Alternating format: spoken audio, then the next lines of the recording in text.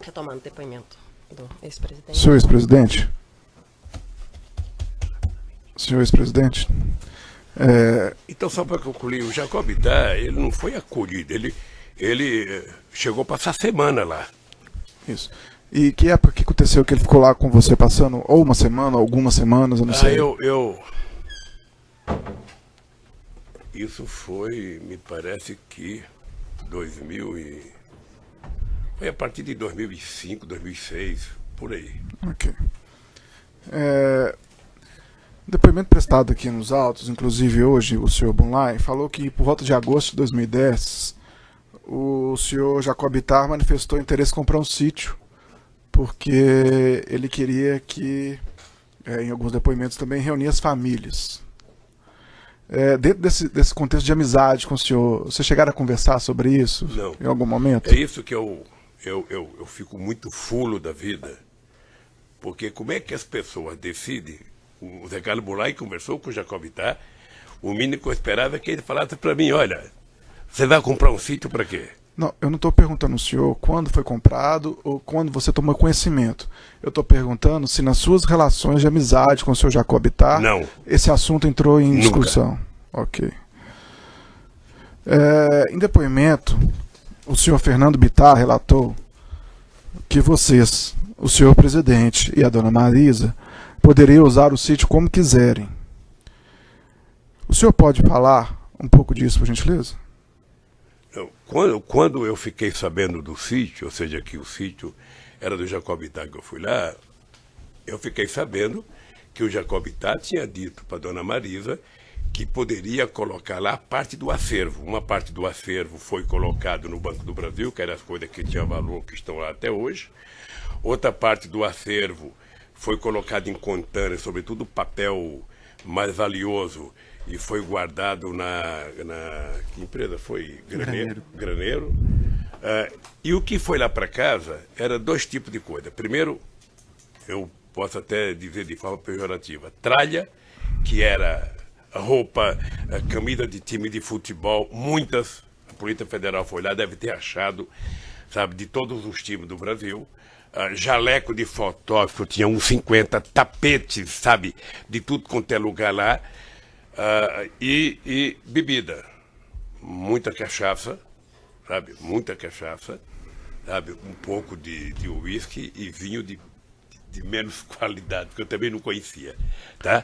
E que denunciaram que era uma adega, na verdade era um quarto, sabe, que se alguém dissesse que era adega para o entendedor, mandava prender, porque era um quarto que não tinha nem ar-condicionado, nem refrigeração para guardar vinho. Então era isso. Então o Jacob Bittar tinha essa preocupação. Hoje, na minha opinião, o Jacob Bittar tinha outra coisa. Tá? O Jacob Bittar, eu acho que ele tinha, na consciência dele, a preocupação do que ele ia fazer quando a gente deixasse a presidência. Sabe? Então eu acho que quando ele comprou o sítio pensando em ele estabelecer um lugar para que ele pudesse convidar a gente e passar, sabe, tempo junto. Okay. E ele era muito amigo da Marisa. A Marisa tratava ele com uma fidalguia e com respeito profundo. E eu acho que ele se sentia confortavelmente bem, sabe, com a dona Marisa, porque ela tratava ele com dignidade. Então a pergunta é se os senhores tinham liberdade para usar o sítio como quiserem, como o Fernando Bittar disse à época, como quisesse. Eu, na verdade, gostava de usar quando eles estavam lá. Ok, mas o senhor tinha liberdade de usar? Não, eles disseram que eu podia utilizar. Ok. Também no depoimento que o senhor prestou no aeroporto de Congonhas, o senhor relatou o seguinte: eu fui conhecer o local no dia 15 de janeiro. Sei também dito pelo companheiro Fernando, pelo Jacob Bittar e pelo Jonas, que uma das ideias deles era não só que eu tivesse um lugar para descansar, mas também que eu tivesse alguma coisa para guardar, tralha de Brasília, que é muita tralha que a gente ganha. Então, além dessa questão das tralhas, que o senhor usou essas palavras, também era uma ideia que o senhor pudesse descansar lá no local? Sim. Ok. No depoimento que o senhor prestou em Congonhas... Até hoje tem muita gente que oferece, o Lula quer passar um dia na praia, quer passar um dia no... Sabe? Ok, senhor ex-presidente. Senhor ex-presidente, no depoimento que o senhor prestou no aeroporto de Congonhas, o senhor... No aeroporto de Congonhas... Na condução positiva, que foi declarado depois que o fato está validado, né, doutor? O Supremo deu eficácia para frente, né, doutor? Discussão a ser feita. Não é discussão, porque o acordo da STF foi explícito nesse sentido. Mas eu posso prosseguir com minhas perguntas. Senhor ex-presidente, no depoimento que o senhor prestou no aeroporto de Congonhas, o senhor relatou que era uma sacanagem da imprensa sobre a divulgação do sítio, porque aquilo era sigiloso, aquilo era segredo. O que o senhor quis dizer com isso? Eu quero dizer que é o seguinte, que um presidente da República, que deixou a presidência da República com 87% de bom e ótimo, não tinha o direito de colocar o pé numa praia, não tinha o direito de colocar um pé no hotel, não tinha o direito de chegar no aeroporto. Sabe? Não tem, se um dia você ficar famoso, você vai perceber o quanto é difícil. Quanto é difícil. Você, na verdade, fica prisioneiro. Tá?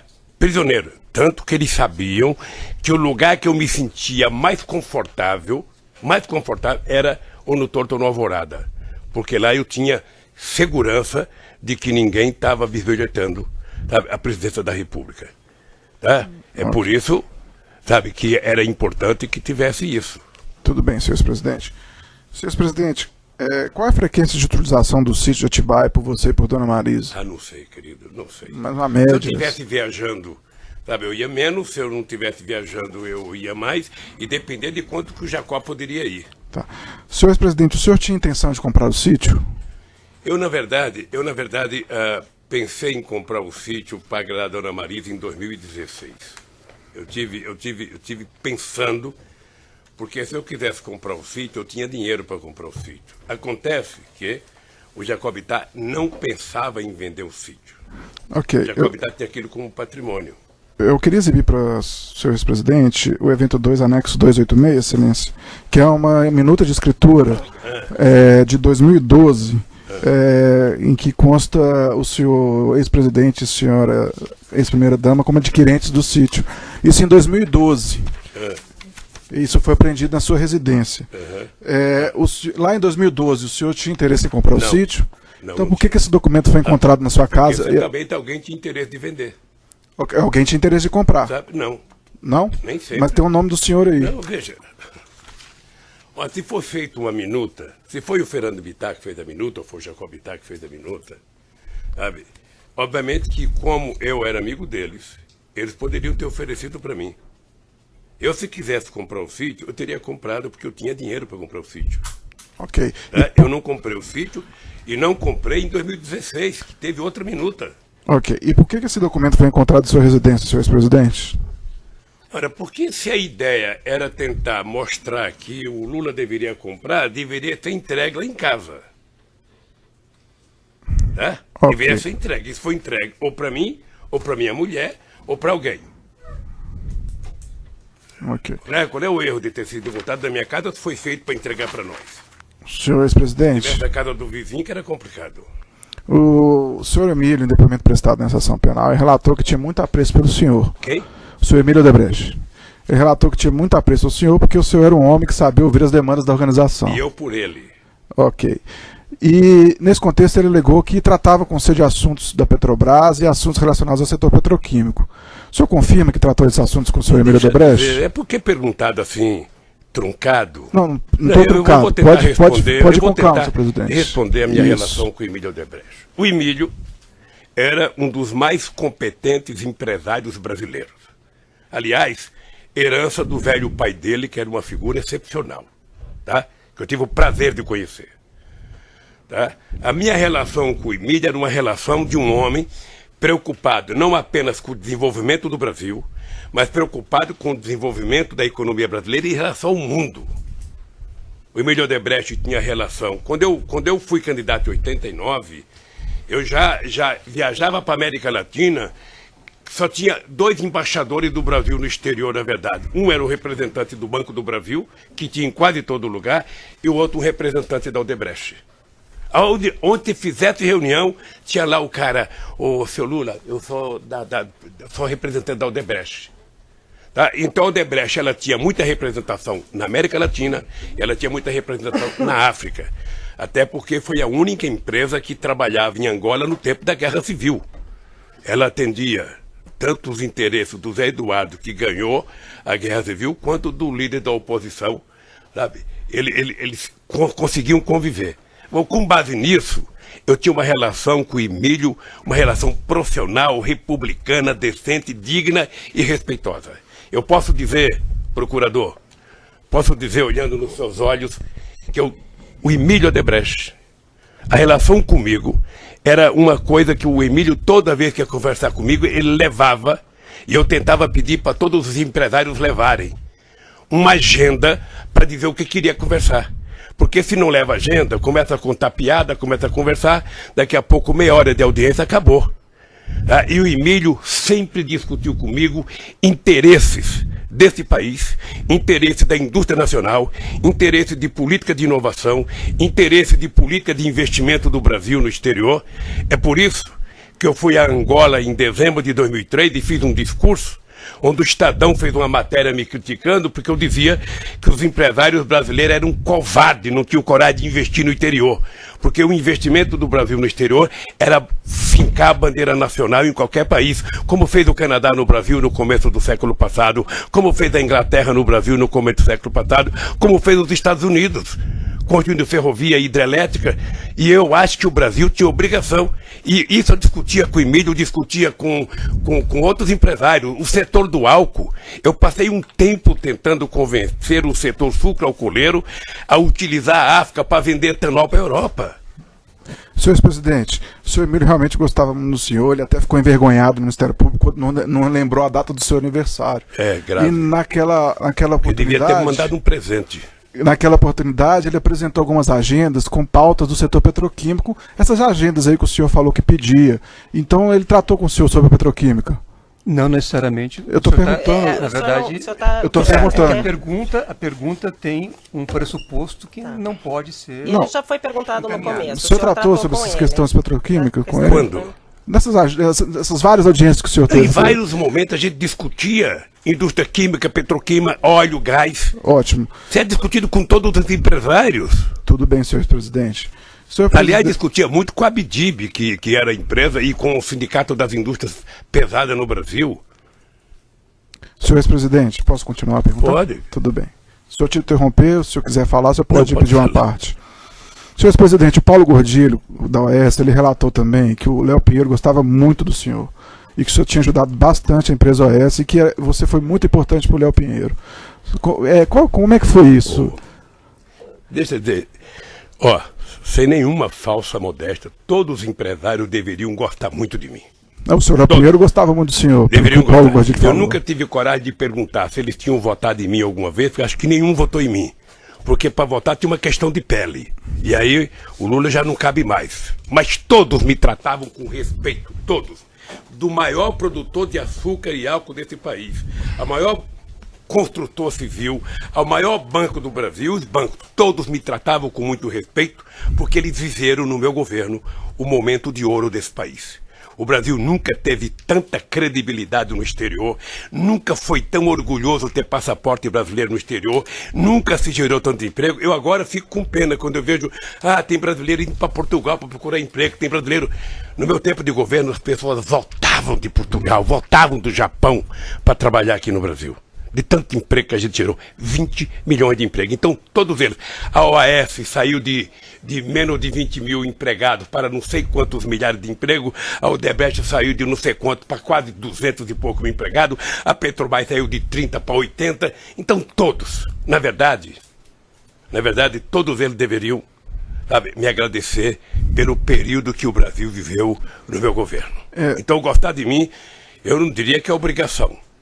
Okay, mas é um dever presidente. deles. E aí o seu Léo Pinheiro falou, olha, o Lula foi muito importante para a OAS, ele nos ajudou. Como que foi isso, senhor presidente? Não, porque a quantidade de obras.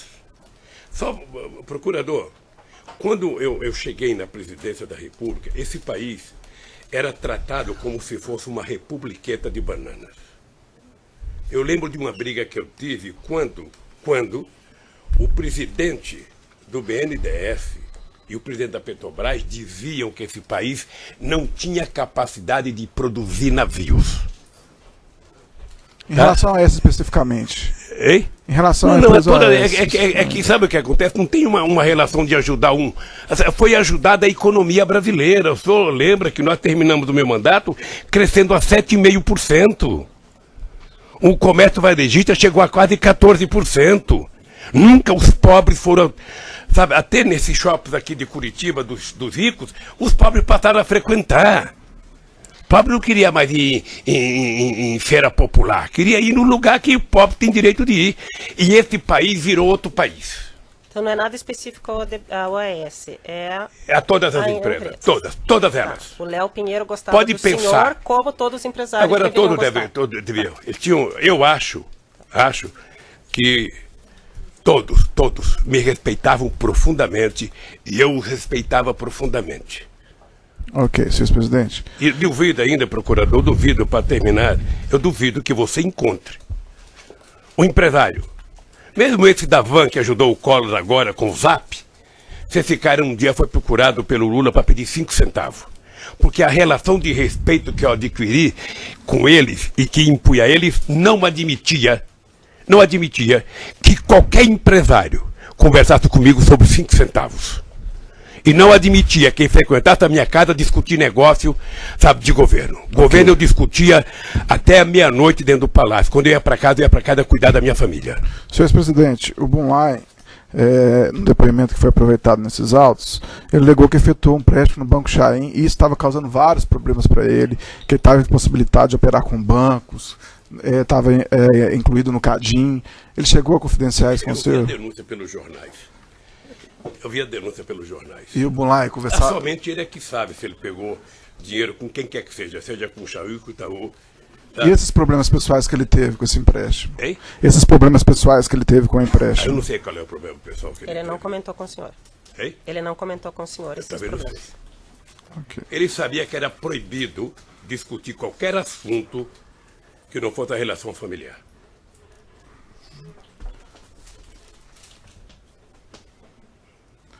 Senhor presidente, nos e-mails apreendidos no Instituto Lula, diversos encontros do senhor Bunlai com o senhor, entre eles eu vou citar alguns. No dia 6 de março de 2014, o senhor Bunlai e o senhor encontraram com o embaixador do Catar. Por qual motivo esse encontro do Bunlai com o senhor? Procurador, sabe que perguntar uma reunião de um ex-presidente da República com um empresário ou com um embaixador, eu certamente recebi mais empresários no Instituto do que eu recebia com o presidente da República, que eu tinha mais tempo livre. E todas as pessoas que me procuravam para discutir, sabe, como nós vamos fazer o Brasil voltar a crescer, como nós vamos fazer com que a economia do Brasil volte a ser respeitada. Olha, se alguém trouxe alguém do Catar, eu não sei se foi para discutir o assunto de Olimpíadas ou de futebol, mas eu não sei se teve o embaixador do Catar comigo. Se tiver na minha agenda, deve ter tido alguma razão. Mas eu recebi muitos empresários. Okay. Recebi muitos empresários, muitos embaixadores, muitos ex-presidentes, muitos primeiros-ministros. Existe um encontro também do senhor Bunlai e o senhor André Esteves com o senhor no Instituto Lula. Qual motivo teria esse encontro? Na verdade, existe um apontamento, não necessariamente a existência do Eu vou corrigir a pergunta, senhor ex-presidente. Sei. Existe um apontamento de um encontro do senhor com o André Esteves e com o Bunlai. Não lembro se eu tive com o André Esteves. Ok. Junto com o Bunlai. Senhor ex-presidente, existe um apontamento quanto a isso. Por qual motivo você acha que pode ter tido um assunto em comum? Sabe? Algum assunto em comum que o senhor possa ter tido com eles? Se teve algum assunto em comum que eu não sei, deve ter sido o Zé Carlos Bunlai, dificuldade econômica, querendo que o BTG salvasse a empresa, como todo mundo fazia. Ok, E nem senhor. sempre salvava. Ok, senhor ex-presidente. Senhor ex-presidente. Mas ele deve ter dito para você o que ele queria. Não, mas eu estou perguntando para o senhor. Ah, não. Senhor ex-presidente, o senhor estava na reunião, segundo o apontamento, como bem lembrou o doutor Cristiano Zanin. Senhor ex-presidente, o senhor tem ciência desse empréstimo, então, que o Bunlai fez com partidos em favor do Partido dos Trabalhadores, com o Chaim? Tomou conhecimento disso? Não. Nunca ouviu falar? Conhecimento pela imprensa. E quando o senhor tomou esse conhecimento? Quando começou a denúncia. Ok. E o senhor tem conhecimento que a Chaim foi favorecida em contratos na Petrobras? Não acredito. Não acredito? Por qual motivo? Porque tudo que vocês falam da Petrobras, eu digo vocês falam porque às vezes a Petrobras é tratada como se fosse uma merreca, uma porcaria de empresa. E a Petrobras é uma empresa que tem uma governança respeitada no mundo inteiro. A Petrobras, ela inclusive tem o controle, depois do meu governo, ela tem o controle da Controladoria Geral da República. Então a Petrobras é uma coisa muito séria. Qualquer coisa que é decidida na Petrobras passa pela mão de 500 pessoas. Sabe na mão de quem não passa? Do governo. Mas, senhor presidente, apesar de todo esse rigor aí da controladoria interna da Petrobras, várias pessoas, inclusive como colocou a sua excelentíssima juíza, devolveram aqui milhões e milhões de dólares que eram fruto de propinas. E mesmo nessas condições, o senhor não acredita que houve um favorecimento da Chaim? Veja, se houve a corrupção na Petrobras, que dizem que houve, essas pessoas têm que ser presas, sabe, e têm que pagar o que pegaram. Tá? Isso está totalmente correto.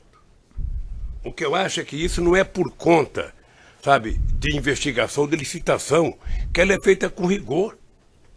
Sabe, se depois que estão lá dentro alguém, por exemplo, eu disse aqui para o juiz Moro que só tinha um brasileiro que sabia que o Paulo Roberto era o que foi, era o Moro. Porque como ele teve uma relação com o Youssef durante muitos anos, e o Youssef era o cara, então ele conhecia que era o Paulo Roberto, ninguém mais conhecia. Só se sabia que ele era um funcionário de 30 anos de carreira. Então se alguém, depois que entrou, virou ladrão, ou se alguém, sabe, participou de uma licitação honesta e ganhou, e depois resolveu daquele problema pagar a propina, eu, sinceramente, a palavra propina também é uma coisa nova no dicionário brasileiro, porque eu acho que teve muita gente, é opinião minha, fazendo evasão fiscal e depois encontrou muito mais cômodo achar um culpado, que era a tese da concussão. Arruma um culpado, joga em cima dele e livra a sua cara. E o senhor tomou conhecimento como foi quitado esse empréstimo do Bunlai com o Chaim? O senhor tomou conhecimento? Não, porque o Bunlai não tinha que prestar conta para mim. Tá, mas o senhor não tomou Prestar conhecimento. conta para a Receita Federal. Ok. Senhor presidente, o senhor tomou conhecimento que o Bunlai efetuou as obras no sítio, no Atibaia? Não, Não tomou, em nenhum momento? não. Nenhum momento? Não, não. Já perguntou, já Em respondeu. nenhum momento o senhor indagou, quando você teve encontro com ele, sobre o custo dessas obras? Em nenhum momento, quando o senhor encontrou com ele, o senhor indagou sobre o custo de obras? Não. Não, porque não era, o sítio não era meu, eu não tenho obrigação de perguntar e de saber. Senhor presidente, nos e-mails apreendidos no Instituto Lula, há registro de encontros com o senhor com Bunlai em 2011, em 16 de janeiro de 2012, em 29 de março de 2012, em 12 de junho de 2012, em 3 de julho de 2012, e 28 registros de apontamentos de encontros entre o senhor e o Bunlai no Instituto Lula. 2012, 28 de agosto de 2012, 3 de setembro de 2012, 19 de dezembro de 2012, 6 de março de 2014. Nesses diversos encontros, o senhor nunca indagou ele sobre essas obras que ele fez no sítio? A minha relação de amizade com o Bunlai não permitia Não permitia. que eu desse a ele qualquer ousadia de falar qualquer coisa de dinheiro comigo.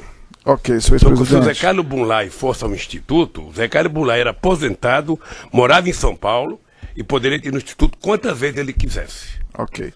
Senhor presidente, o senhor falou que a imprensa, depois que a imprensa divulgou isso, o senhor tomou conhecimento, não foi isso? Foi. E na divulgação da imprensa está lá a questão do Bunlai, que tinha feito as obras para o senhor.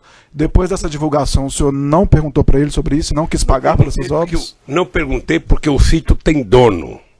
O dono do sítio chama-se Fernando Bittar. E o senhor perguntou para o Fernando Bittar? É que vocês começaram dizendo que era meu sítio. Eu estranhei agora a doutora juíza dizer que... Eu estranhei porque eu passei 4 anos eu também apanhando, porque o estranhei, sítio era senhor meu. presidente, porque- E agora o sítio desapareceu. Eu também estranhei, senhor presidente, porque a denúncia está lá há muito tempo, a sua defesa poderia ter te explicado Sabe? isso. Não, Se ela não fez, não, infelizmente não é o papel do Ministério Público. O Ministério Público Está dizendo ressalva até que a questão na da propriedade denúncia- da empresa ainda está sendo investigada, não tem isso? É na essa denúncia? ressalva. Então o Ministério A questão Público que da- fez a está, na questão verdade, da propriedade Mas- da mas da mesma sua coisa. acusação. Tá, é dito, mas não é essa acusação. Não, Mas a é mesma essa coisa acusação. aconteceu, procurador, a Acusação mesma é coisa lavagem de aconteceu, dinheiro nas veja, reformas. a mesma coisa aconteceu, eu tô há muitos Senhor anos, presidente, se você não tiver satisfeito não tem, pera um pouquinho, não tem nenhum ser humano nesse país que tenha apanhado mais da imprensa do que eu por mentiras contadas a meu respeito. E eu, com 73 anos, faço um esforço muito grande de não perder o humor, de não deixar que o ódio tome conta de mim, porque eu acredito que nós vamos ainda, neste país, provar quem está com a verdade e quem está mentindo. Então, eu passei, sabe, um monte de tempo, sabe? O Lula é dono de uma chácara. Eu falava, não sou, gente, o Lula é dono, eu não sou. Agora, nem da chácara me perguntaram mais, porque não é minha. Foram perguntar de uma obra de uma chácara que não é minha. A mesma coisa aconteceu, procurador, você sabe disso, do apartamento. Eu passei 5 anos dentro do apartamento, não é meu, não é meu, não é meu. Aí o que aconteceu com o apartamento? O Moro dá um julgamento aqui. Eu sou acusado por fato indeterminado. O apartamento não tem Petrobras, mas eu estou no Lava Jato. E foi colocado na Lava Jato pelo Ministério Público só para me trazer para cá. Senhor presidente, eu posso fazer o questionamento? O senhor deveria aguardar a resposta dele. Ele está fugindo ao tema, doutor. Ele está fugindo ao tema, doutor. É só isso, é só isso. Compreenda que, embora eu tenha um casco duro, eu respeito o senhor presidente. Se uma bala pega no mesmo lugar, muitas vezes machuca. E eu estou cansado. Eu estou cansado de mentira. A mentira é contada aqui e é transformada em verdade pela imprensa. Senhor presidente, tenho o maior respeito pelo senhor. O senhor está aqui para se defender e a oportunidade do senhor é essa. Se o senhor quiser ficar em silêncio, o senhor tem essa oportunidade. Sabe por que eu não estou para me defender aqui? Sabe por quê? Porque quando vocês dizem uma coisa, dá 20 minutos no Jornal Nacional. Esse moço aqui, que é meu advogado, ele dá uma resposta, não passa 2 segundos. Senhor presidente, então é uma desproporção isso. Nós vivemos na democracia, o processo é público. Mas eu posso questionar o senhor? A democracia é mais para um do que para os outros. Não, uma questão de ordem, excelência. Não, doutor. É uma questão de ordem. Eu acho que isso está previsto em lei. Uma questão de ordem. Que questão de ordem? Seja questão de ordem é a seguinte. Vossa Excelência, a pedido do Ministério Público, inclusive, contra a posição da defesa, disse que vai aproveitar um depoimento relativo ao caso Triplex. Então, o senhor presidente estava, inclusive, fazendo referência ao caso que Vossa Excelência decidiu aproveitar o depoimento. Então, me parece que aproveitar o depoimento sem dar a ele a oportunidade de falar sobre o assunto configura um cessamento de defesa. Esse fato já está julgado, senhor Jamin. Eu diria a Vossa Senhor Excelência... Cristiano, o que vai ser aproveitado daquele depoimento são os fatos relativos a essa denúncia, mas não a relativa ao triplex. E ele está atacando algo que já foi decidido. Certo, mas não dá para pensar uma coisa em detrimento de outra. Então vamos para a próxima pergunta. Eu só pediria a Vossa Excelência, educadamente e cordialmente, que fosse possível o depoente, nesse ato que ele pode fazer a sua autodefesa, que ele pudesse completar as respostas e desenvolver os raciocínios necessários para a concretude do ato. Mas se ele fugir do assunto e começar com um discurso político, doutor, infelizmente eu estou comandando a audiência, eu vou ter que cortar. Doutora, inclusive, o problema é que esse assunto não tem um tema específico, porque inventou-se 2 palavras mágicas.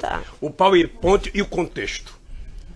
Isso já foi passado. E nessas 2 palavras parece uma caçamba de jogar problema. Vamos às perguntas. Então tudo está dentro do contexto, porque a mentira tem que ser... Senhor presidente, o senhor está aqui para se defender, o senhor fique tranquilo, se for mentira, se for mentira, o órgão acusador do Ministério Público ele não tem interesse em condenar pessoas por fatos que são falsos. Então o senhor fique tranquilo com relação a isso. Vocês já conseguiram até me tirar do processo eleitoral. Senhor presidente, não foi... Porque sabia que se eu fosse candidato eu ganhava no primeiro turno das eleições. A primeira coisa foi me condenar de forma apressada para me tirar. Pelo Quem tirou